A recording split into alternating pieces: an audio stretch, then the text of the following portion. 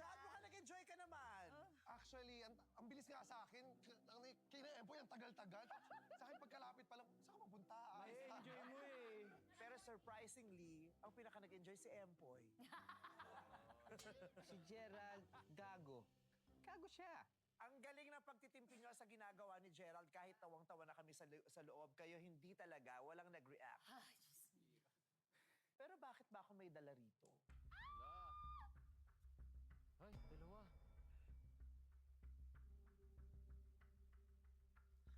Okay.